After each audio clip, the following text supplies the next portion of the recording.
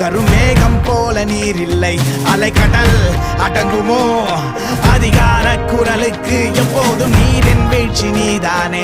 உன்னை நீந்தி கடக்க முடியாதே ஒரு பனித்துளி, அது எரிமலை அணைத்திடுமா? வெட்டுக்குடியின் கூப்பாடு இனி நாட்டுக்குள்ள கேட்காது, இன முகவரி அது இனி விழித்திறந்திடுமே. வெட்டுக்குடியின் கூப்பாடு இனி